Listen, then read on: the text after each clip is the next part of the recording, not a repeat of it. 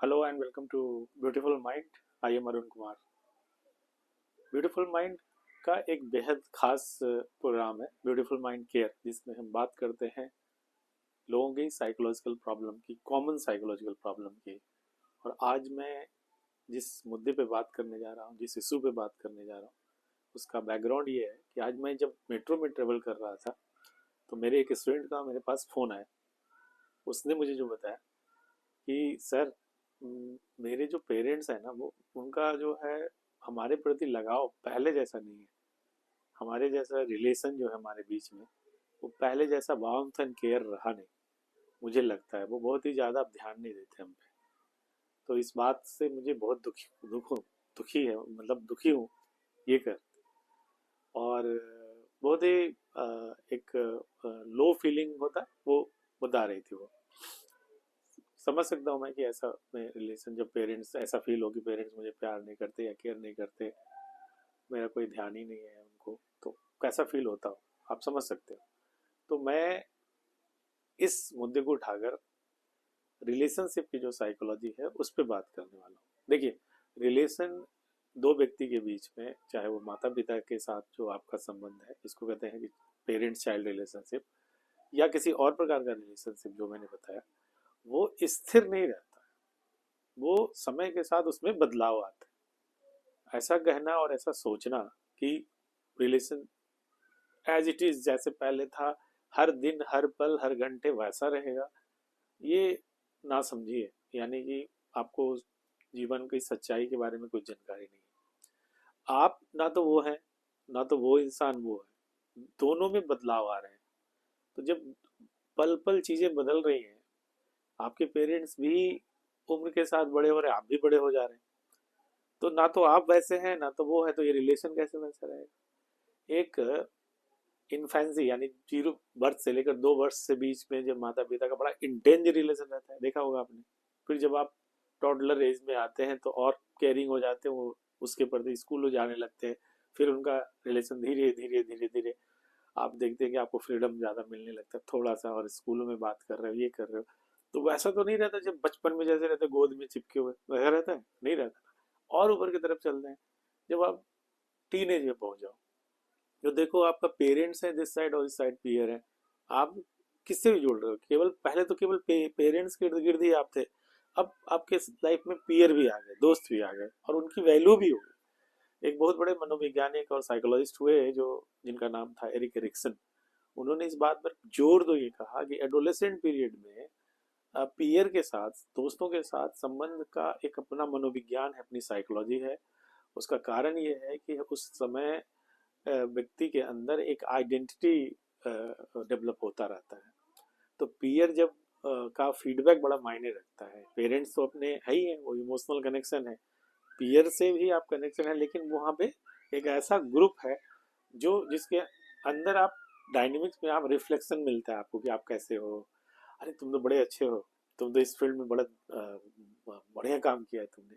तो उनका जो रिफ्लेक्शन है ना, उनका मायने, उनके स्टडी में लगा कि उनका ये दोस्तों का जो प्रेजेंस और दोस्तों का जो फीडबैक है वो मायने रखता है। तो होता है, सभी के साथ होता है। तो चाहे किसी भी कल्चरल कंटेक्स्ट में चले जाए, तो दोस्त बाहरी लोगों से भी संबंध, मतलब स्कूल जाते तो दूसरे दोस्त बन जाते कि नहीं। तो पेरेंट्स भी हैं और पीयर भी हैं। तो क्या वो रिलेशन जो 2 साल में था, जो 5 साल में है, वो 12 साल में वही रहता है क्या? नहीं रहता। अब आप बड़े हो गए हैं, आप दोस्त के साथ घूमने जा रहे हो, किसके साथ घूमने जा रहे हो सकता है, देखिए आपका आपका भी दायरा बढ़ रहा है, आप भी बड़े हो रहे हो, ये भी बड़े हो रहे हैं। कंटेक्स्ट दोनों का बदलता जा रहा है। आप कह रहे हो पहले 2 साल में जैसे हमको लोरी सुना दे दो वैसे सुना है संभव क्या? प्यार वही है, उसका रूप बदलता रहेगा। चाहे वो इन्फेंसी हो, चाइल्डहुड हो, एडोलेसेंस हो, एडल्टहुड हो। एक व्यक्ति जो बड़ा हो जाता है, खुद पेरेंट्स बन जाता है, लेकिन अपने माता पिता के नजरों में वो बच्चा ही है। आप समझ रहे हैं मैं क्या कह रहा हूँ? मैं जैसे, मेरे बच्चे हैं, लेकिन जब मैं अपने माँ के पास जा रहा हूँ तो मैं उसके लिए अपना बच्चा हो गया, वो छोटा। ये है स्थिति। तो आप ये नहीं मानिए कि बदल जाता है, उसका रूप बदल जाता है, कंटेक्स्ट बदल जाता है, एक्सप्रेस करने का तरीका बदल जाता है, ये जरूर हो जाता है। इतना जरूर है, इंडिविजुअल डिफरेंसेस हो सकते हैं, कई के संबंध बचपन से ही थोड़े खराब रहते हैं, तो इवोल्यूशन होते होते, उसमें इवॉल्व होते होते उसमें भी बहुत सारे ट्विस्ट एंड टर्न्स आ जाते होंगे। ऐसा नहीं कह रहा हूँ कि सब एकदम आइडियल रिलेशन होता है, इन जनरल बात कर रहा हूँ, नॉर्मल जिसमें होता है। तो इन जनरल होगा कि कोई भी माता पिता जैसे भी हो ना, अपने बच्चों को, इन जनरल में बोल रहा हूँ, एक्सेप्शन भी होते हैं, कि उसमें जो है बच्चों के प्रति लगाव रहता है। एक बच्चे ने क्राइम कर दिया, ठीक है, मैंने देखा, वो जेल चला गया, कन्विक्टेड है, सही में वो क्राइम किया था, लेकिन तब भी माँ तक कब छूटेगी, कितना दिन बच गया, है ना, ट्रायल पूरा हो गया तब जेल हो गया तो मिलने जाना, है ना। लोग कहते क्या मिलना है, वो तो जानबूझ के ऐसे किया। पेरेंट्स, पिता का जो अपना है, भाई का अपना है झंझलाट, लेकिन तब भी माँ जा रही है, और पिता जो गुस्सा दिखा रहा है, लेकिन बैक हार्ट में वो उसको भी देखेंगे तो वहां भी कनेक्शन बना हुआ है ना। तो मैं ये कह रहा हूँ कि जब आप दूर जा रहे, कॉलेज में चले गए आप दूसरे शहरों में पढ़ने के लिए, दोस्तों के साथ घूम रहे हैं, पार्टी कर रहे हैं, मोबाइल देखे जा रहे हैं, इस पे पेरेंट्स का अपना सोच और रिएक्शंस हो सकता है, और कई बार आपको ये महसूस होगा कि उनका जो है प्यार, वार्मथ, केयर बदल गया। लेकिन मुझे जो लगता है कि थोड़ा और रियलिस्टिक अप्रेजल आप उसको करिए, सही से उसको जज करिए, तो आपको लगेगा कि नहीं उसका, कई बार तो हम ज़्यादा रिएक्ट करते हैं, ज़्यादा हम सोचते हैं कि हर बात में हमको टोका टिप्पणी क्यों कर रहे हैं, हर बात में मैं तो बड़ी हो गई तो क्यों, या बड़ा हो गया हूँ तो मैं अपना कर सकता हूँ। लेकिन उनका एक कंसर्न होता है कि भाई मेरा बच्चा है, उसको कोई परेशानी ना हो। ये बात आप जान लीजिए, मैं आइडियल बातें नहीं कर रहा हूँ, बहुत ऐसे पेरेंट्स होते हैं जो कम ध्यान देते हैं, मानता हूँ मैं। लेकिन अगर आप सम टोटल में देखें ना, कोर में, तो कुछ ना एक जनरल चीज तो आपको समझ में आएगा, पेरेंट्स अपने बच्चों का भला ही चाहते हैं, किसी भी रूप में हो भला ही चाहेंगे, है ना। तो वो ही साइकोलॉजी है इसका, कि संबंधों को थोड़ा सा आप ये समझिए, यहाँ पर मैं जो बताना चाहता हूँ आपके लिए, जो इस ऐसी धारणा रखते हैं कि वो फिक्स नहीं है, वो इवॉल्व हो रहा है, बदल रहा है वो। आप पल पल चीजें बदल रही है तो वो संबंध भी बदल रहा है। ये संबंध जो है ना, रिलेशनशिप जो है ये, वो डायनेमिक नेचर का होता है, वो कभी नहीं ऐसा होगा कि वो एक एक स्थिरता हो। स्थिरता वाला संबंध ऐसे भी सड़ता है, वो उसमें रहता क्या है, वो और संभव भी नहीं है कि जो आप वो कहते हैं ना, हिस्ट्री में जाकर आप, वो दिन भी क्या दिन थे, वो इमेच्योरिटी को दिखाता है। मेंटली टफ बनिए और चीज़ों को रियलिस्टिक तरीके से अप्रेजल करिए। ना तो ये बदलाव हो सकता है रूप में, लेकिन प्यार वही है। आप इसको ऐसे मत जज करिए कि चीज़ें खत्म हो गई है, एकदम खराब हो गया। कभी कभी गुस्से में थप्पड़ भी लगा देते हैं पेरेंट्स, तो इसका मतलब क्या हो गया कि वो केयर नहीं कर रहे हैं क्या। मैंने देखा है हमारा जो इंडियन सोसाइटी है, वहाँ पे थोड़े से पेरेंटिंग बड़ा स्ट्रिक्ट था, और कई बार गुस्से में बोल देना, दबाव, झंझलाहट करना ज्यादा होता है। फ्रीडम, आप सोचेंगे अमेरिकन और यूरोपियन का जैसा हो, वैसा नहीं था। गुस्से में तो बहुत कुछ बोल देते हैं पेरेंट्स यहाँ। तो इसका मतलब क्या है, इसका मतलब ये नहीं कि वो चीजें प्यार नहीं कर रहे, वो खत्म हो गया। तो ये साइकोलॉजी मैं ये समझाने की कोशिश कर रहा हूँ कि जो जो जितने भी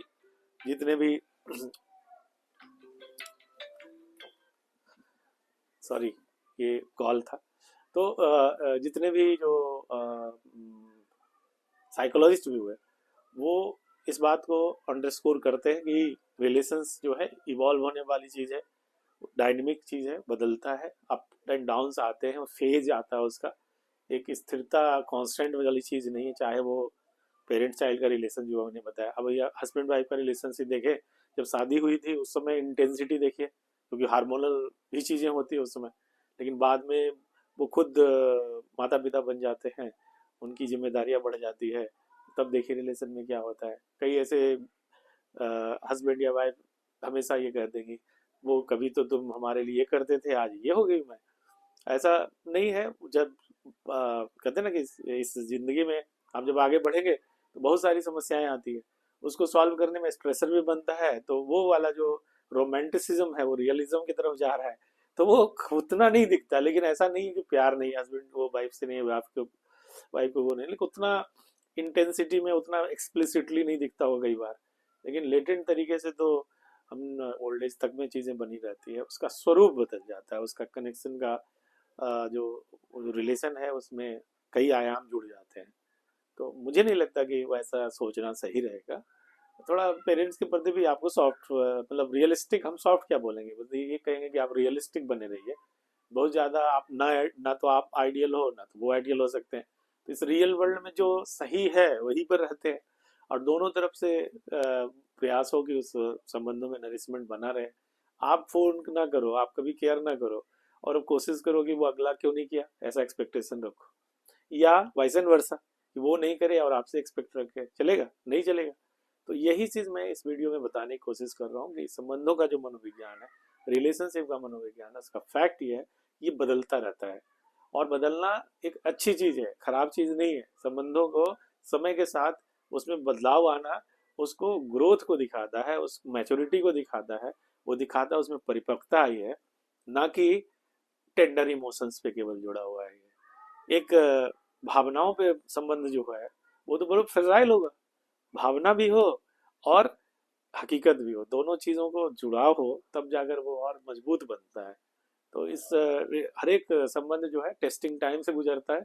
जब लो फेज में होता है तो उसको आप उस तरह में से उतने निगेटिव तरीके से मत लीजिए। वो चीजें दौर होता है, वो फिर पॉजिटिव फेज आएगा। ये जैसे इमोशन है ना, अप डाउन, वैसे रिलेशंस का भी अप डाउन आता है, कभी कम कभी ज्यादा। तो आई होप कि आप चीज़ों को समझ गए होंगे। और बेसिक चीज़ है कि आप रिलेशन में प्यार भी है, और एक चीज़ होता है रिस्पेक्ट। लास्ट में यही क्लोज करूंगा। अगर आप चाहते हैं कि प्यार ज़्यादा विजिबल हो तो रिस्पेक्ट को ज़्यादा विजिबल करिए। मतलब लव तो होता है लेकिन वो लेटेंट भी हो जाता है बीच बीच में। तो प्यार जो है, जैसे एक हमारी एक स्टूडेंट थी, वही कंटेक्स्ट में याद आ रहा है। तो वो उसने बड़े अच्छी बात बोली हमसे कि मेरे पता है मेरी मदर और फादर में लड़ाइयाँ क्यों होती है। बोला हाँ, मेरे फादर मेरी माँ को बहुत प्यार करते हैं, मैं जानता हूँ, लेकिन उसका रिस्पेक्ट नहीं करते। ये चीज़ मैंने देखा। तो प्यार करना हो तो अपनी जगह है, लेकिन रिस्पेक्ट भी तो करें उसके एग्जिस्टेंस को। कि भाई कोई जब जैसे ही दो इंसान है तो दो अलग अलग भगवान के बनाए हुए हैं, अलग अलग टाइम में जन्म लिए, अलग अलग टाइम में मरेंगे। दो अलग लोग हैं और साथ में रह रहे हैं। तो ये बहुत बड़ा एक दूसरे पे कहते हैं ना कि बंधन थोड़ी है, वो तो मानसिक रूप से जब तक आप फ्यूज नहीं करेंगे इस मैकेनिज्म को लगा के, आप साथ रह ही नहीं सकते। तो ये चीज को ध्यान रखिए कि प्यार भी रहे और रिस्पेक्ट भी रहे। तो अगर माता पिता के साथ प्यार बना के ज्यादा रखना तो रिस्पेक्ट को भी इनहेंस करते रहिए, और माता पिता को भी चाहिए बच्चों के साथ प्यार भी रहे और रिस्पेक्ट भी देते रहे। तो धीरे धीरे ये ग्रो करके एक मैच्योरिटी के लेवल पे पहुंचेगा। और मुझे नहीं लगता कि इसमें कोई बहुत ज़्यादा दिक्कतें होने वाली। I hope I made this point clear. अगर आपको ये पसंद आया हो तो आप लाइक कर लीजिए, और कुछ बताना चाहते हो आप कमेंट में लिखिए। हम ऐसे ही अगले वीडियो में किसी और इशू पे बात करेंगे, जिससे आपका साइकोलॉजिकल चीज़ों के बारे में एक रिसर्च बेस्ड इंसाइट डेवलप हो सके। मैं हूँ अरुण कुमार, और मैं एक ब्यूटीफुल माइंड आईएएस में मेंटर भी हूँ, और काउंसलिंग साइकोलॉजिस्ट भी हूँ, मनोवैज्ञानिक परामर्शदाता कहिए। तो इन सब चीज़ों से मैं ऑनलाइन आपको गाइड कर रहा हूँ कि आप ऐसे चीज़ों को ले जा सकते हैं। अगर आपका कोई इशू हो तो आप लिख सकते हैं, हमें कमेंट में लिख सकते हैं, तो मैं आपको, या व्हाट्सअप कर सकते हैं, नंबर दिया हुआ है। तो उससे आपको मैं आगे उस इशू को लेकर एक जनरल जानकारी दूंगा, जिससे आपको काफ़ी बेनिफिट होगा। Thank you very much. मिलेंगे किसी और वीडियो में और बात करेंगे उस टॉपिक। Thank you.